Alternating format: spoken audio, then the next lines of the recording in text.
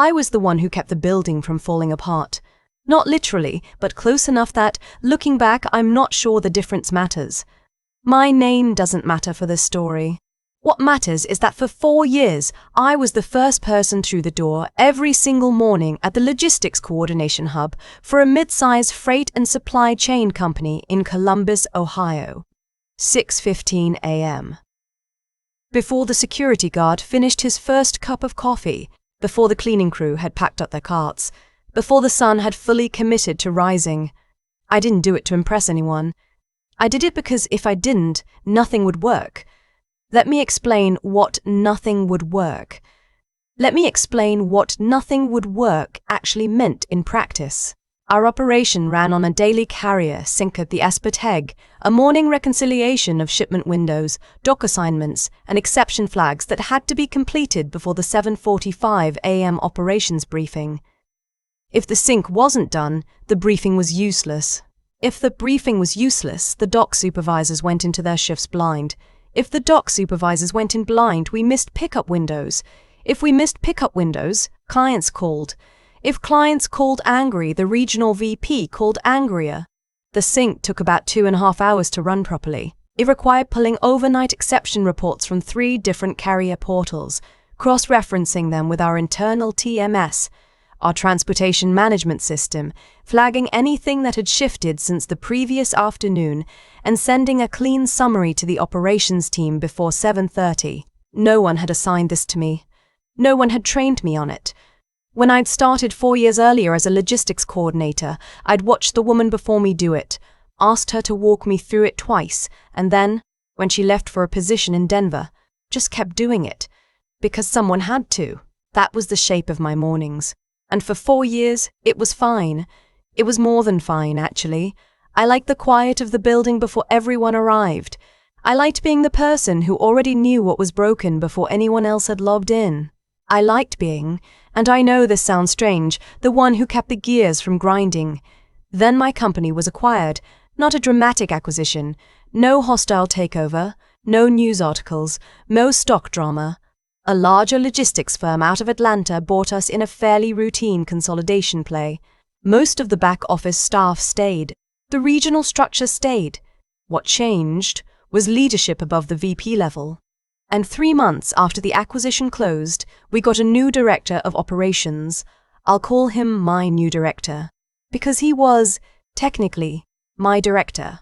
In the same way that a person sitting in the driver's seat of a car they've never driven before is, technically, the driver. He was in his mid-40s.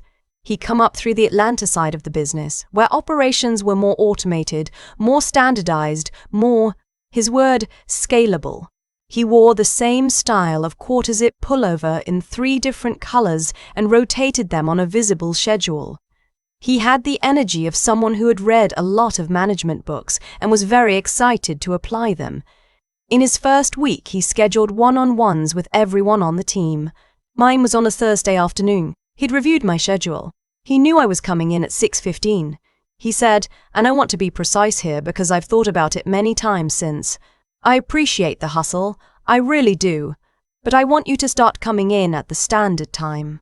8 o'clock, like everyone else. Coming in that early makes the rest of the team feel like they're not doing enough. It creates an unspoken pressure dynamic. I looked at him for a moment. I said, the carrier sync takes 2.5 hours. It has to be done before the 7:45 briefing. He said, we're going to look at streamlining that process. The Atlanta operation runs a 15-minute morning check. We don't need a 2.5-hour manual reconciliation. That's a process efficiency problem, not an individual effort problem. I said, okay, but until the new process is in place, he said, starting Monday, 8 a.m., let's reset the culture. I want to be honest about what I felt in that moment, because I think it matters. I wasn't angry, not yet. I was something closer to careful. I'd been in enough workplaces to know that arguing with a new director in week 1, even when you're right, is a fast way to become a problem employee instead of a valuable one. So I said okay. I said I understood. I said I understood. I said I'd be there at 8. And I meant it. I genuinely meant it. I went home that Thursday and I thought about it. I thought about what would happen Monday morning if the sink didn't run. I thought about whether I was, in fact, just creating an invisible dependency that the team should have addressed years ago. I thought about the Atlanta model he'd mentioned, the 15-minute check. Maybe he was right. Maybe I'd been propping up a broken process for 4 years and calling it dedication. By Friday afternoon, I'd decided I would do exactly what he asked. I would come in at 8. I would let the process run, or not run, without my intervention. If things broke, they broke. That was information. And if things were fine, then fine. I'd been wasting my own time for 4 years, and at least now I'd get it back. I did not set an alarm for 6 a.m. that Sunday night for the first time in 4 years. I slept until 7:15. I made coffee. I drove to work at a normal pace. I arrived at 8th got a decent parking spot for once, and sat down at my desk. By 8:47, the exceptions were already stacking. I watched them appear in the TMS dashboard like water-finding cracks. 3 carrier windows had shifted overnight, standard stuff. Happens all the time, but no one had flagged them because the reconciliation hadn't run.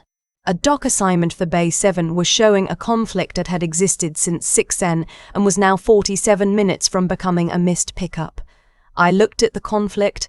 I looked at the briefing invite on my calendar, starting in 53 minutes. I did not fix it. This is the part of the story people find hard to believe. That I sat there, knowing exactly what was wrong and exactly how to fix it. It would have taken me 11 minutes, and I did not fix it. But here's the thing. My new director had told me to stop doing the early work. He hadn't told me to do a compressed version of it between 8 and 7:45. He told me the process was going to be streamlined. He'd made a decision. The right thing, professionally, structurally, even ethically, was to let him see the consequences of that decision in real time, not to quietly absorb them into my morning the way I always had. I was done quietly absorbing. The 7:45 briefing started. My new director ran it. The dock supervisors had their tablets out. Within 6 minutes, someone raised the Bay 7 conflict. Then someone else flagged that the exception summary hadn't come through. My new director looked around the room with the expression of a person who had just stepped onto ice they thought was solid. He looked at me. "Did the morning sink run?" "I arrived at 8, I said, per our conversation Thursday. There was a pause. "Right," he said. "Okay, let's table the exceptions and work through them live." The briefing ran 42 minutes over. The dock supervisors left late. The Bay 7 window was salvaged. Barely, after my new director got on the phone with the carrier himself, something I'd never seen him do, and negotiated a 30-minute extension. He was sweating slightly by the end of it. After the briefing, he came to my desk. "Tomorrow," he said, "can you come in at maybe 7:30? Just until we get the new process set up?" "You asked me to come in at 8, I said. "I want to make sure I'm following the right direction." He processed that. 7:30, please." "Sure," I said. 7:30, please." "Sure," I said. But here's the thing he didn't understand, and that I didn't explain.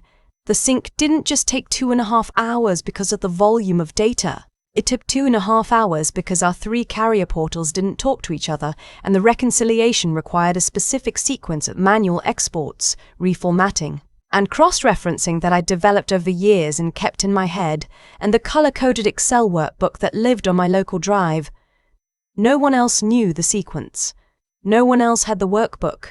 When I'd offered, twice in the past 2 years, to document the process and cross-train someone, my previous director had said there wasn't bandwidth for a training project right now. So at 7:30 Tuesday morning, I sat down and started the sync. I did it correctly. Everything was fine. Wednesday was fine. Thursday was fine. But my new director had promised the Atlanta team a process audit by the end of the month. And he'd been telling his peers that he was going to modernize the Columbus operation. And so on Friday afternoon, he scheduled a 30-minute meeting with me and 2 people from the Atlanta integration team to map the morning workflow. I walked them through it. I showed them the 3 portals. I showed them the export sequence.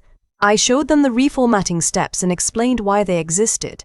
Because Portal A exported in Eastern Time, and Portal B exported in UTC, and Portal C had a quirk where it only flagged exceptions created after the previous day's 3 p.m. cutoff, which meant anything that came in during the overnight window had to be pulled through a secondary report that most people didn't know existed.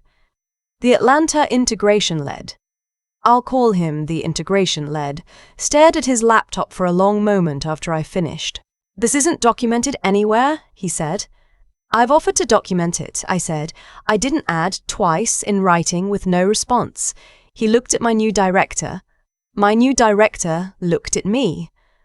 "How long have you been doing it this way?" the integration lead asked. 4 years, I said. "And before you?" "The woman who trained me. I don't know how long before that." There was a quality to the silence in that conference room that I recognized. It's the silence of people doing math in their heads and not liking the answer. The meeting ended without a decision. My new director said he'd follow up. He did not follow up. The following week, I received an email, copied to HR, informing me that my role was being reclassified as part of the integration realignment. My title would change. My hours were formally set at 8 a.m. to 5 p.m. And, effective the following month, the morning carrier sync would be transitioned to a new automated process being developed by the Atlanta team. I forwarded the email to no one. I printed a copy and put it in a folder. I came in at 8 every morning and did my job between 8 and 5. The automated process rollout was scheduled for the first Monday of the following month. I was not asked to participate in the testing. I was not asked to review the configuration. I learned about the go-live date from a company-wide announcement email. That Monday, I came in at 8:30 SICRI 2. I made coffee. I sat down. The new system went live at 7 a.m. By 7:52, it had generated 41 exception flags, about 3 times the normal daily volume, because whoever had configured the Portal C integration hadn't known about the secondary overnight report. The system had been pulling only the primary feed. It had been doing this in testing for 2 weeks. No one had noticed because the testing period had been low volume weeks and the secondary feed hadn't triggered. On a normal Monday morning, with the full overnight accumulation, it triggered 23 times. The briefing was, I will use the clinical term, a disaster. My new director ran it while simultaneously texting someone. The integration lead joined by phone from Atlanta. 7 of the 23 overnight exceptions involved shipments that were now inside the 2-hour pickup window. 3 of those had carriers who wouldn't extend. We'd already used our goodwill extensions with 2 of them over the past month. We missed 2 pickups that morning. The first was a medical supply shipment. The second was time-sensitive industrial components for a manufacturer in Indiana who had specifically chosen our company based on reliability metrics. The Indiana client called their account manager at 9:17. The account manager called the regional VP at 9:31. The regional VP called my new director at 9:44. I know the exact times because I was at my desk, working on the reclassification tasks I'd been assigned, and I could see the Slack channels moving in real time. At 10:15, my new director walked over to my desk.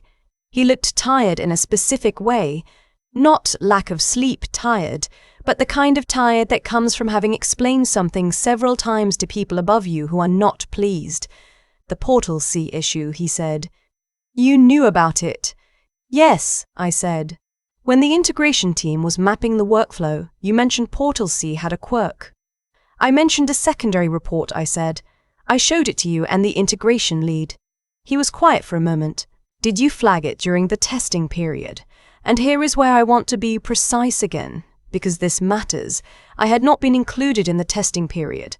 I had not been given access to the test environment. I had been reclassified and explicitly moved off the sync workflow. I had documentation of all of this. I wasn't on the testing team, I said. I was reclassified off the sync workflow. I have the email if you'd like to reference it. He stared at the middle distance for a moment. Then he said, Right. He went back to his office and closed the door. At 2:30 that afternoon, I received a calendar invite from HR. The meeting was scheduled for the following morning. The subject line was Workflow Transition Follow-Up Discussion. My new director was included. I accepted the invite. Then I called my husband that evening and told him what was happening. He said, "You have the email." I said, "I have the email." He said, "And you have the workbook." I said, "I have the workbook, and I have 4 years of morning timestamps from the access log system, and I have 2 written requests to cross-train a backup." "Then you're fine," he said. I didn't feel fine, but I felt prepared. The HR meeting was 12 people, which I had not expected. My new director, the regional VP, an HR generalist, 2 people from the Atlanta integration team, and on video call from Atlanta, someone I hadn't seen before. A woman in her 50s with a yellow legal pad, introduced only as being from the executive team. The woman with the legal pad ran the meeting. She asked me to walk them through the Portal C issue. I did. She asked when I'd first raised it. I said I'd raised it in the workflow mapping meeting and offered to document it at least twice in prior years. She asked if I had documentation of those offers. I pulled up the emails on my laptop. She asked me to share my screen. I shared my screen. The email chain was from 14 months ago. The subject line was Process Documentation, Cross-Training Request. My previous director's response was 3 words, "Not right now." There was a specific quality of silence in the room after that, different from the conference room silence 3 weeks earlier. This one had weight. The woman with the legal pad wrote something on her legal pad. Then she asked my new director when he had learned about the secondary Portal C report. He said during the workflow mapping session, about 5 weeks prior. She asked what action he had taken to incorporate that into the integration testing. He said he had communicated it to the integration lead. She looked at the integration lead. He was on the phone from Atlanta. The integration lead said he'd received a note about portal quirks in general, but not a specific flag about the secondary report configuration. The woman with the legal pad wrote something else. The meeting ended 31 minutes later. My new director did not look at me when he left. 2 weeks after that meeting, I was called into the regional VP's office. I want to tell this part carefully, because it would be easy to frame it as simple triumph. And it wasn't quite that.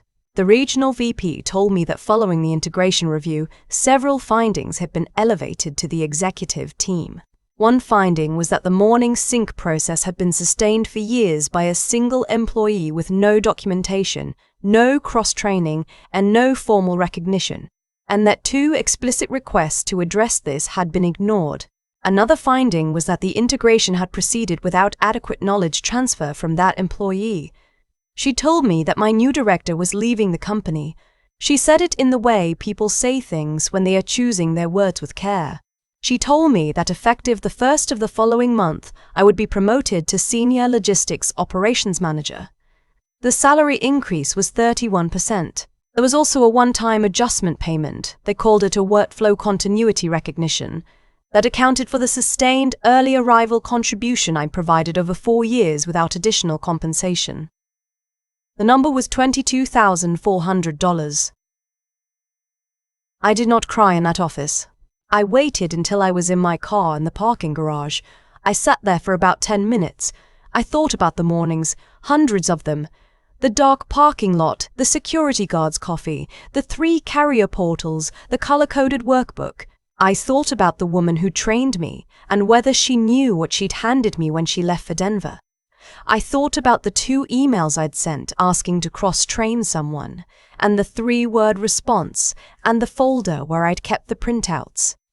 I thought about my new director, not with anger exactly, with something more complicated.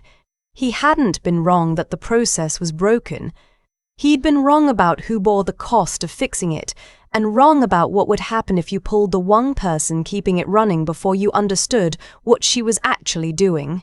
He'd solved for the optics, the culture reset, the standardized hours, the Atlanta model, without solving for the operations. I'd spent 4 years solving for the operations. Quietly, without asking for credit, in a dark building at 6,015 in the morning. And the thing is, and this is the part I keep coming back to, no one would ever have known if he hadn't made me stop. When I walked back in the next morning, now officially Senior Logistics Operations Manager, I arrived at 8 a.m., not 6:15. I had a team now, and my first project was documenting the entire sync process into a shared system that 4 people could run. I built it over 3 weeks. I named it the Morning Operations Standard, MOS for short. The woman who took over the sync told me, the first week she ran it solo, "I don't know how you did this alone for 4 years." I said, "Neither did anyone else." That was the problem. She nodded like she understood. Maybe she did. What I know is this. I didn't come in early to be a hero. I didn't stop coming in early to make a point. I came in early because the work needed doing. I stopped because someone told me to, and then I let him learn what that meant. Some lessons only land when the lights go out. I just happened to be the one who'd been turning them on. I've thought a lot about what actually happened in that Columbus office. Not the logistics of it, but the deeper mechanics. What made the whole thing possible in both directions? My new director wasn't a villain. I want to say that clearly, because the easy version of this story is that he was arrogant and got what he deserved, and that's satisfying, but it's not quite true. He was a smart person operating with incomplete information, and he never once thought to ask for the rest of it. That's not cruelty. That's a specific kind of blindness. The kind that comes from moving up fast in environments where everything is already documented, already systematized, already handed to you in a clean slide deck. He'd never had to learn what happens at 6:15 a.m. before the building wakes up, so he assumed nothing did. And I had made that assumption easy for him. For 4 years, I had absorbed the cost of a broken process so completely that no one above me had any reason to know the process was broken. That's the thing I keep turning over. My diligence had been, in a quiet way, its own form of harm. Not to me exactly, but to the organization's ability to see itself clearly. When you fix things before anyone notices they're broken, the institution never learns to fix itself. There's something in that worth sitting with, not just for workplaces, for any situation where you've been carrying something alone for so long that you've accidentally taught everyone around you that it doesn't need to be carried. What I did, following the instruction exactly, arriving at 8, letting the consequences land, wasn't revenge in the way people mean when they say the word with satisfaction. It was clarity. I stopped translating. I stopped converting his decisions into outcomes that protected him from their own logic. And when I stopped doing that, reality had a chance to speak for itself. The woman with the legal pad, the regional VP, the integration lead on the phone from Atlanta, none of them needed me to argue my case. The email chain said everything, 14 months old, 3 words in response. The timestamps from 4 years of access log said everything. The color-coded workbook that no one had thought to ask about said everything. I hadn't been strategic about keeping those records. I'd just been the kind of person who documents things, because documentation is how you respect your own work. That habit, which had always felt like just tidiness, turned out to be the most important thing I owned in that room. I think about that a lot now in the role I have. What I try to build into my team, what I consider the actual foundation of good work, is exactly those 3 things in combination. The ethics to do the job even when no one is watching, the intelligence to understand what you're actually doing and why it matters, and the toughness to keep doing it quietly, without external validation, for as long as it takes. My new director had the 3rd one, in his way. He pushed through, he moved fast, but he didn't have the first 2 in that sequence. And when those are missing, toughness just means you fail harder and faster. The $22,400 was real and it mattered. The promotion was real and it mattered. But what I remember most, honestly, is sitting in the parking garage afterward, in the quiet, thinking about the woman who had trained me, wondering if she'd ever gotten her version of that moment, hoping she had. Do the work. Understand the work. Document the work. That's it. That's all I know.